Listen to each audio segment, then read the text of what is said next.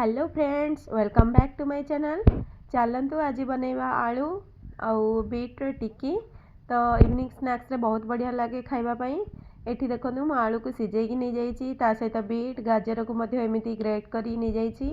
ता सहित एठी मु पियाज गोटे, टमाटो, कंचा लंका आउ धनिया पत्र को मु छोट छोट करी काटी नहीं जाइछि। चलतु प्रस्तुत करिबा, तार मसला प्रिपेयर करिबा।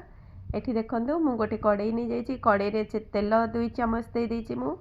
ता सहित जीरा मु दे देछि गोटे चम्मच। जीरा फुटी साला परे मु काटी रखिथिली पियाज ताकू दे देबी।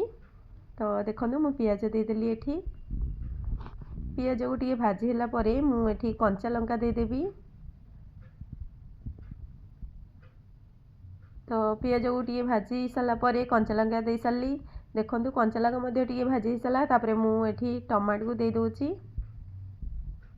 ताकू मध्ये टिके भल से भाजी दबा।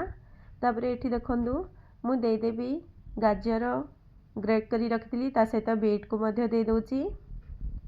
ताकू मध्ये तार टिके स्मेल डा जीवो, तो कंचा स्मेल जीवो, तो सेति लागि तेल रे टिके भाजी दबा भल से। तो देखंतु एठी प्राय हेई आसलानी।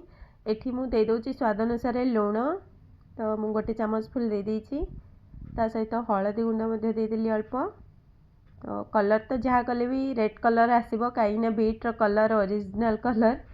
तो देखंतु एठी कंचा लंका देइथिली मु अवश्य। तापरे मु रेड लंका पाउडर टिके दे देछि, लाल लंका पाउडर। एठी देखंतु धनिया पाउडर टिके दे देली मु। आपण चाहिले अन्य कोनोसी मसला मध्ये देई परिबे। एठी देखंतु मु सिजेकी रखिथिली आलू ताकू दे देली।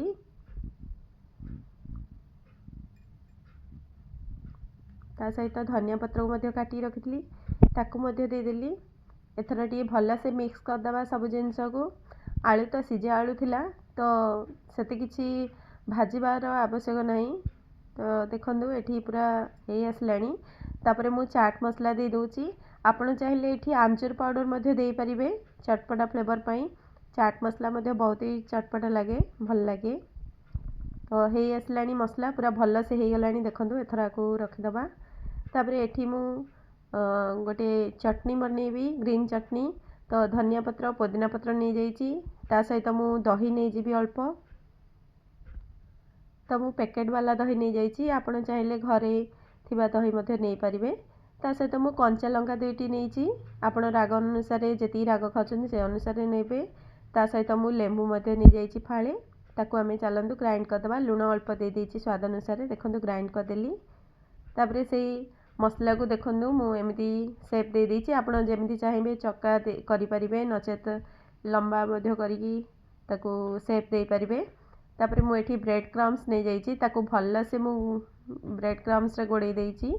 देखंतु एमती। तापरे ताकू आमे तेल रे छानिबा।